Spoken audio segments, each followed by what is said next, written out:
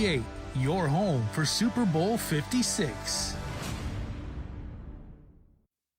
KUAM News Headlines is presented by Calvo's Insurance, a legacy of trust, serving Micronesia since 1938. Matson, celebrating 25 years of commitment to Guam, Micronesia, and the CNMI. Cars Plus Hyundai, home of the Kona electric vehicle, an electric heart with an SUV soul. Test drive yours today at Cars Plus. McDonald's of Guam, I'm Loving It, and King's Restaurant, serving your local breakfast, lunch, and dinner favorites for over 45 years.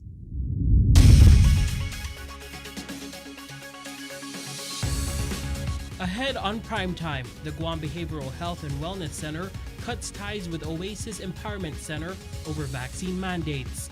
Plus, the first cases of COVID-19 are reported in Rota. And long lines at the Tizan testing site. This as public health rolls out an appointment-only system.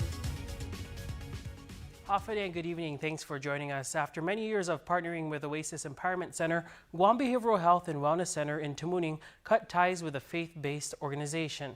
Oasis, which is located in Hagatnya, offered inpatient drug and alcohol recovery services for women who suffer the effects of substance abuse. As the federal and local government require the COVID-19 vaccine for healthcare workers, GBHWC Director Therese Areola told KUAM News the agency passed down the policy to service providers like Oasis. Since the organization decided they will not be recognizing the mandate, Areola says they decided to pull the plug. Decision they made, a corporate decision that they made, we needed to sever ties because we needed to ensure that the staff and the clients were very, very protected as much as possible. And so that's the unfortunate thing, but that's what happened. And so we wish them well. Oasis served their last day on December 31st, 2021. Areola noted behavioral health is now overseeing the clients from the recovery program. She pointed out that all are vaccinated. Areola also reported that clients have since moved to another facility to receive treatment. She says that the move went well despite minor hiccups. The ladies in recovery were moved to a residential home that we own. And shortly now that so they continue to receive services with very little interruption. Actually, very little, because they just needed to move from the rental that Oasis was renting and into our home. Areola added eventually the Salvation Army Lighthouse Recovery Center will be taking over the program completely, but for now they are helping GBHWC with the transition. With cases continuing to rise, more and more residents flock to the Tizan testing site as a precaution. To reduce long lines, an appointment-based system was launched today, but the lines still stretch as far as the eye can see. Daniel Perez reports. As the demand for testing increases, public health has transitioned into an appointment-based system starting today. However, only a decent number of residents have scheduled an appointment, making the drive-up line longer. Public Health PIO Janella Carrera. This is our first day of using the appointment-based system, so we kind of anticipated that this may happen. People are still kind of receiving word about the appointment-based system, so we hope that in the next few days, maybe week, as people become more aware of the appointment-based system, this will start to smooth out. Since there are 2 lines now for testing, Carrera explained how public health is separating those with appointments and those without. We do have a partnership with the National Guard, as we have throughout the pandemic, but they are assisting us with the line. So what they're doing is they're going out to all the cars on the ATVs and the golf carts, and they're talking to all of them and finding out who are those that are in the line with the appointments. And so they're trying to separate it so that it becomes a little bit more efficient and more smooth. Some residents like John and Noreen Davis from Sinahanya knew about the appointment-based system and booked theirs over the weekend, explaining why they needed to get tested. I'm feeling okay. I just congestion. I'm concerned for other family members, so I want to make sure that I don't have it. Over at the other line, Harmon resident Venice Morellano has been waiting for more than 2 hours to get tested since she was exposed to someone with COVID. I did not know that there's options to do appointments, so I just walk in and trying to get a COVID test. Even though I don't have any symptom, to make everyone safe as well, my coworkers, my families, I just want to be tested. Hours of operation for the Tizan testing site have been extended from 8 a.m. to 12 p.m. and 1 p.m. to 3 p.m.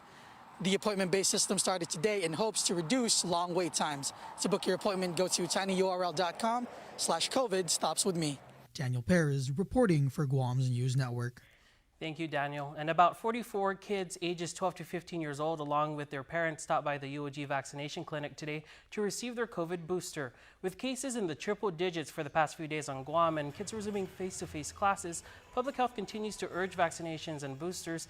Captain Denise Chargaloff from Guam Army National Guard continues to encourage parents to do their part. Vaccine booster, but really as a parent, I would highly suggest that, kids in that particular age range, due to them being exposed at school, do come to get boosted just to have peace of mind on a daily basis. Really right now with the surge in cases, the best way to protect yourself is to get vaccinated. We have to live with COVID, right? We can't just be afraid all the time, close the schools. In order to operate as a community, we all need to do our part, and if that includes vaccinating, then I think everybody should do so. Public Health has said that having the vaccine and booster prevents you from getting severe symptoms and infections from COVID-19. And now shifting to regional news, the island of Rota reports its first COVID-19 cases ever in the course of this pandemic. We sat down with Mayor Ephraim Atalik for the latest. Here's more. There are now at least 4 COVID-19 cases on Rota, the first reported on island. The first 2 cases were identified last Friday. These 2 individuals, as we know, they were tested at the hospital, the Rota Health Center, and that's how they were found to be positive. Rota Mayor Ephraim Atalik says they took every precaution when the first 2 cases were reported.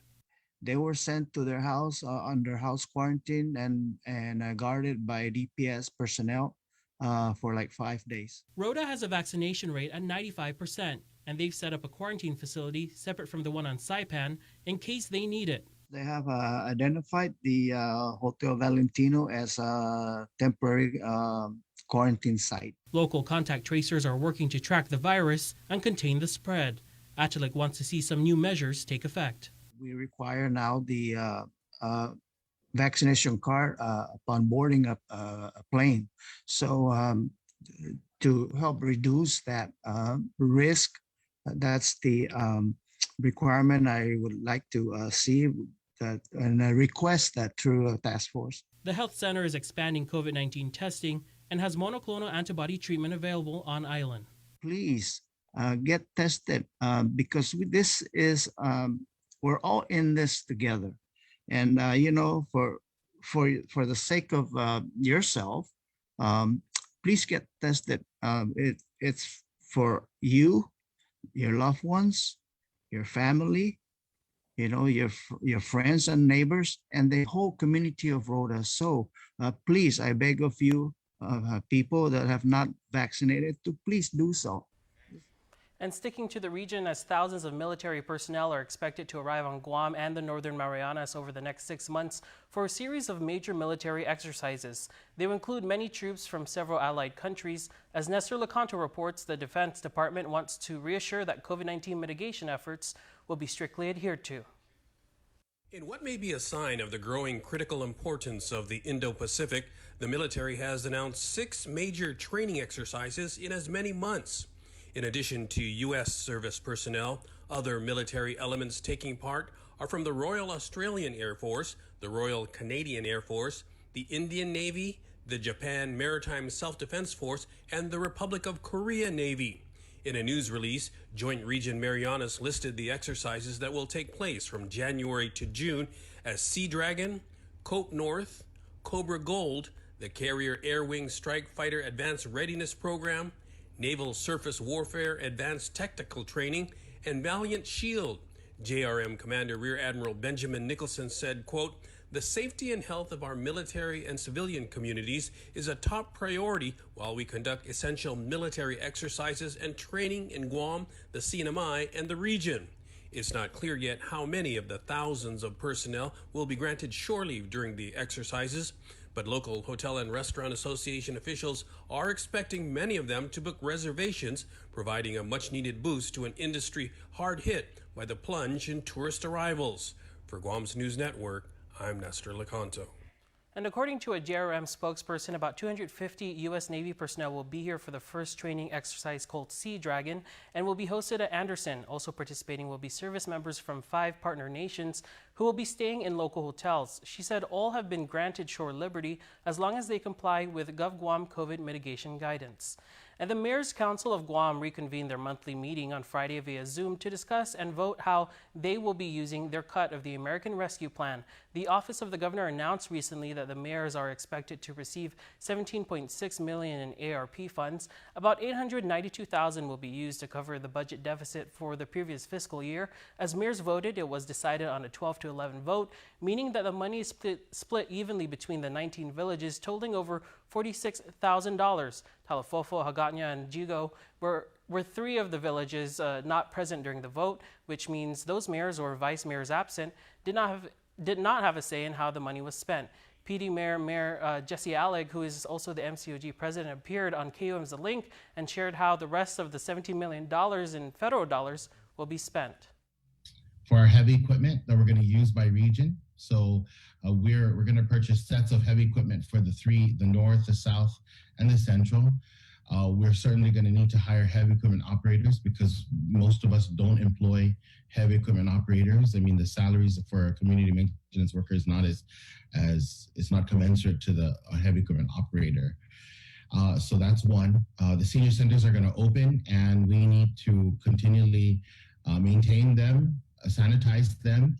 So we will ensure that we have maintenance workers for the senior centers. That's top on the list. And we're also purchasing additional vehicles for the villages. Most of us operate with secondhand vehicles and vehicles that are just ready to kind of conk out on us. Alleg noted that each village will be getting a new vehicle and the rest of the money will go into the removal of abandoned vehicles and recyclables projects. Mayor Alleg added that they have yet to receive the ARP money as of this morning, a week after Adelup made the announcement. And over the weekend, the governor announced that the island received $1.4 million in home energy relief funding through the American Rescue Plan. Of that total, $816,000 is from the Low-Income Home Energy Assistance Program, and about $611,000 is from Guam's standard appropriation. In a press release, the governor said this historic amount of home energy funding will build on my administration's persistent efforts to provide direct relief where it helps our families most. In line with our successful ERA program, we have made significant progress in delivering assistance to our community and will continue making relief a priority. As we reported on Friday, $9 million from the Emergency Rental Assistance Program will help more than 2,500 rental households affected by the pandemic. And once again, we invite you to voice your view across our social media pages with our daily question. Today, we want to know, what are your thoughts on the proposed Vista Del Mar project near the Two Lovers Point planning zone? Let us know and we'll share responses on the link. Stick around for more news here on Primetime. You're watching KUAM. Get up-to-the-minute news, plus access to alerts, streaming radio, promotions, and more on your mobile device by downloading the KUAM News mobile app, available at the App Store now.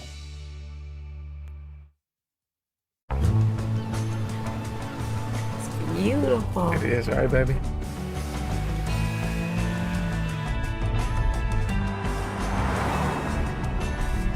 Dad, isn't that where we usually stop for gas? It's where we used to stop, but not anymore. But isn't that the place with the milkshakes? Okay, all right, let's go. Good job, kids. Take your adventure further in the first ever Santa Fe Hybrid. Don't need a work break, keep the smile on your face. The moments you can't replay, and I'll be around. Whoa, count on me, count on me for life. Wherever life takes you, we're always here for you. Calvo's Insurance. Count on us for life.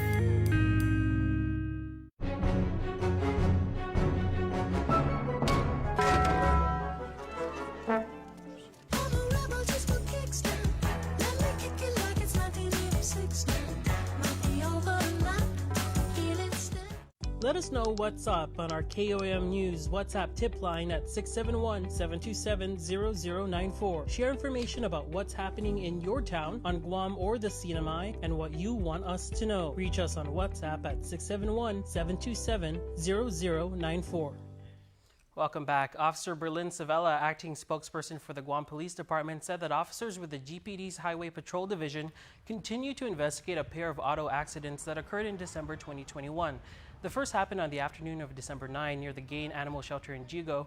The victim was identified as 59-year-old Pedro T. Tavar Jr. The second was an auto pedestrian accident that occurred in the early morning of December 23rd in front of Wendy's in Upper Tuman. The victim was identified as 32-year-old Joanne Cabuag. The vehicle that hit Cabuag fled the scene. Last week, GPD's reconstruction unit was seen taking measurements of the scene. If anyone knows any information relative to these incidents, you are asked to call GPD at 671-427-8911. And today in court, a man pled guilty to 2 counts of aggravated assault and 2 counts of criminal mischief as a third-degree felony. Tyler Matanani has more.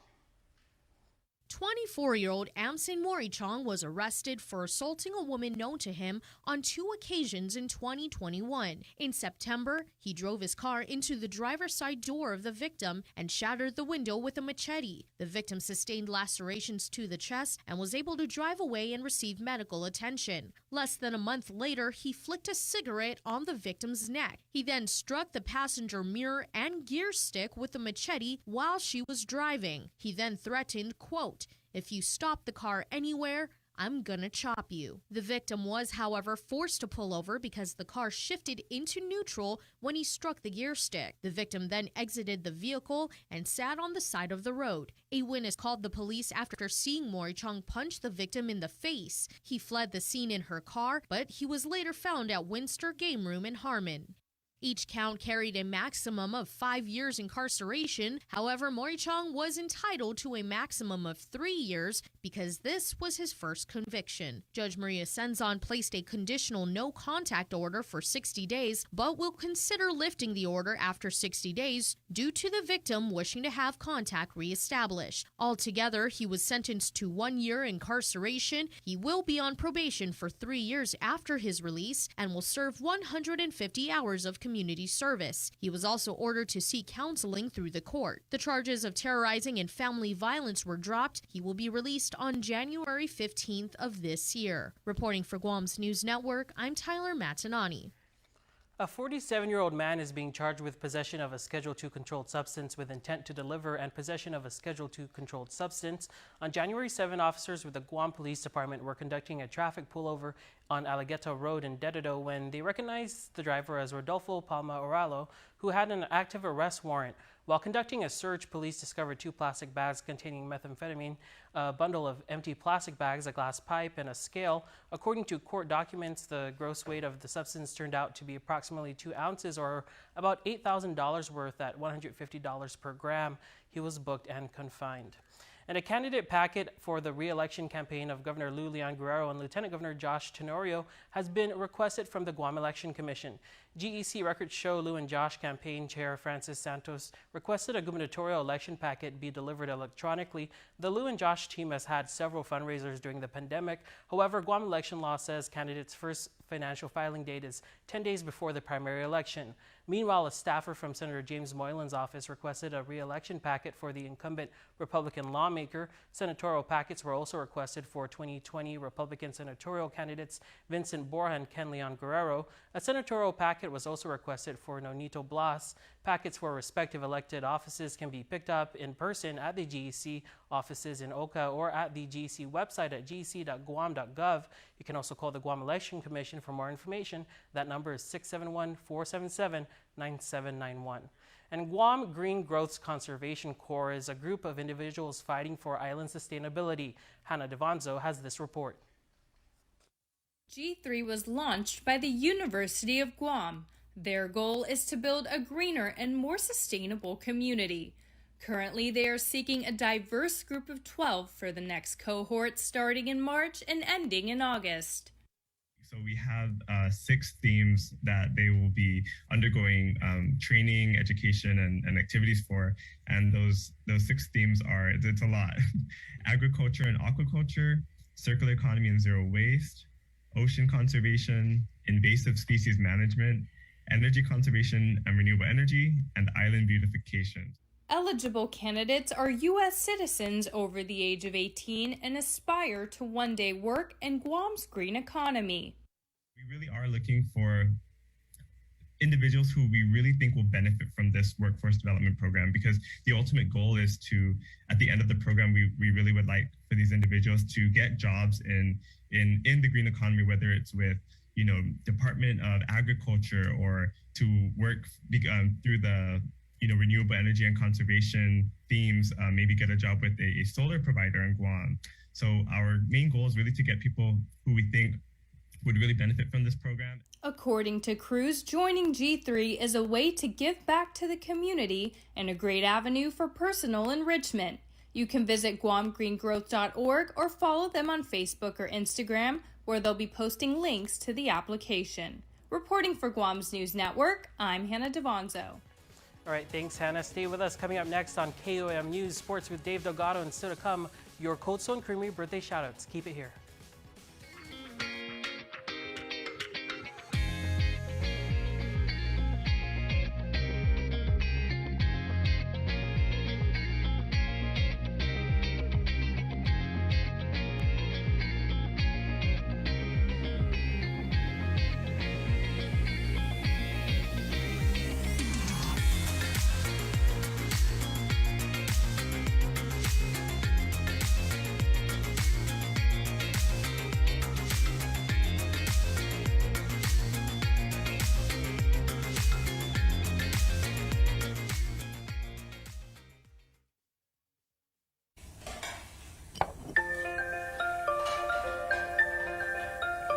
Honey, do you want some milk? Do you ever wonder how your favorite products make their way into your local stores? Most arrive on state-of-the-art Matson vessels that transport containers of food, household items, equipment, and supplies into the islands every week.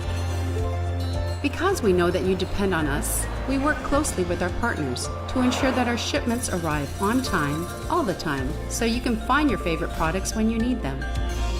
We transport the region's most precious cargo that supports successful businesses and promotes a better quality of life for our families. Matson is proud to have been the hometown shipping carrier for Guam, the CNMI, and Micronesia for the past 25 years, and you can count on us to be here for generations to come. Guam is truly a majestic place with its sheer natural beauty, wealth of beaches, and culturally rich landscape. Unfortunately, Guam has a real problem with unwanted invasive species. Help us in preventing their introduction and spread. The coconut rhinoceros beetle, the little fire ant, the African snail, Siam weed. These are just a few of the numerous invasives on Guam. Follow proper custom procedures when bringing plants and animals into Guam. Help protect Guam. Tell your family and friends about invasive species. To report invasive species, call 475-PEST. Pizza Hut's stuffed crust is the crust that made crust good. Topped and stuffed with over a half pound of cheese.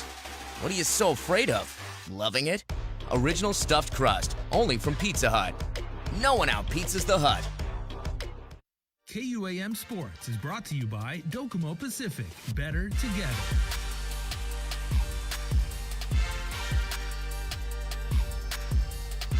Championship basketball from the Jungle Academy and Ukudu meeting up in the McDonald's High School Basketball Classic. Girls preseason title up for grabs. Cougars with the 16-point lead at halftime, up 36-20. Academy starts the third quarter with back-to-back scores, extending their lead. Amaya Fontanilla with the rebound for Ukudu takes it right back up in traffic. Fontanilla with back-to-back buckets for Ukudu. Dribble handoff from her sister Alea. Pull-up three from the yellow line drops in. She finished the game with 10 points. Academy holding on to the lead 41-27 with 4:20 and running in the third quarter. Anika Almar to Ari Takero baseline for the short jumper. Cougars work the ball over to the corner for a wide-open three by Oriana Sevilla, who knocked down 4 shots from long range. Mia Titano drives left and gives it up to Mika Terlagi, who beats the buzzer on the final play. Basket's good and the foul as time expired in the third. Terlahi put up 12 points for Academy. Coco Paulino running on the break. Assist from Micah. Paulino led Academy with 15 points. The Lady Cougars went on to win 72-36. Nice steal by Coco with the assist to Micah for the short jumper here. I've always known throughout my high school career that my job is to shoot and also to trust in my teammates at the same time. And I know that I wouldn't have made it this far as a shooter and as a player without them. I'm definitely proud of the team. You know, we really showed what we're capable of, and we've been forming a bond for, you know, some of us 4 years now, 5 seniors. We've been building a bond for like almost 4 years now. And I think tonight we definitely showed what we're capable of. KUAM Sports is brought to you by Docomo Pacific. Better together.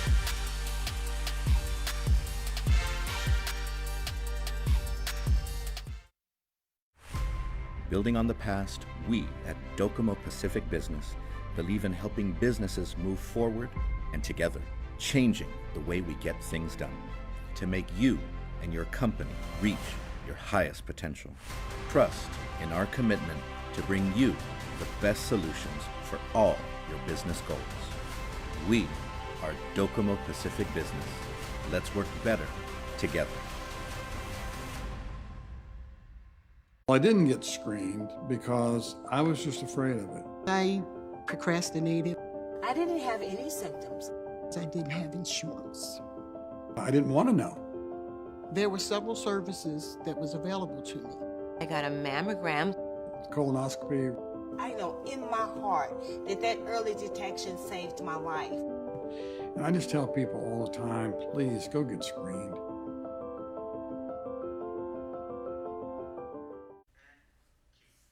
Welcome back. Tonight we feature Tumon Restaurant and Bar Lit as one of the many businesses on island that is Guam Safe certified by the Guam Visitors Bureau and carries the WTTC Safe Travel stamp.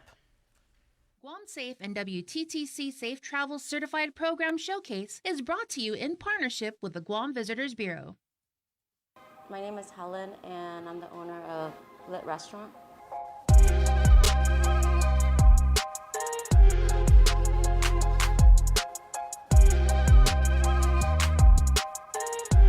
We want everyone to know that, you know, we take this pandemic very seriously and we're doing our part as best we can to protect not only the Guam community, but anyone traveling into Guam and into this establishment.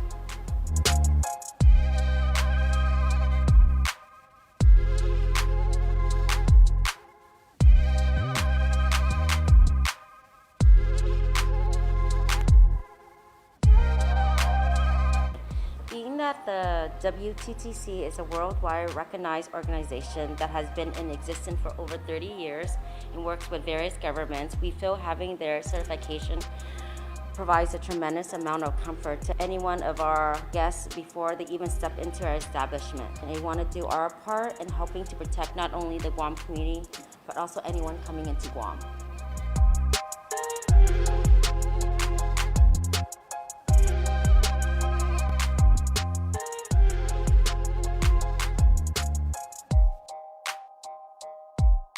Any guests coming into our establishment, we have the temperature check, also along with the vaccination card. We also check their IDs as well. That's just an extra step that we do to ensure that it's not anyone using anyone's vaccination card. Along with that, and our staff, they constantly wash their hands and they wear gloves too. We sanitize after every table, and they also wear their masks, protect not only themselves but also others. We do social distancing, and we also have a gun that we use at the end of the night as well. Guam Safe and WTTC Safe Travel Certified Program Showcase is brought to you in partnership with the Guam Visitors Bureau. And before we close out the news tonight, our latest round of birthday shoutouts from the Cold Stone Creamery Birthday Club. All right, happy birthday on this January 10th to Tyrion Camacho. Happy birthday to you. You are getting love from everyone, it says. And you know, that's a whole lot of people. So that means you are special, you are awesome, and everybody supports, celebrates, and appreciates you today. And happy belated birthday wishes going on to Gavin Tyler Aloka Akfaji. To our boy Gavin, happy birthday number 10. on this January 10th. Very nice. We love you so very much from Mommy, Daddy, Alana, Kaylee, Hayden, Isaiah, Sonia, and Emberly. And Zimani Nicole Pakai, we happy sweet and sassy 6th birthday to our pretty princessa. May God and your angel, Daddy, and Sissy continue to watch over you. And may you have many more birthdays to come. Lots of love from your angel daddy and sissy, Mommy, Zairi, Hope, Zion Boy, Ama and Papa Pangilinan, Nina Jevi, Nina Germ, Uncle June, Auntie Chloe, Auntie Kim, and the Bellatores Familia. They all say, we love you. That's going to do it for us here on Primetime. Thanks for watching. Have a good night.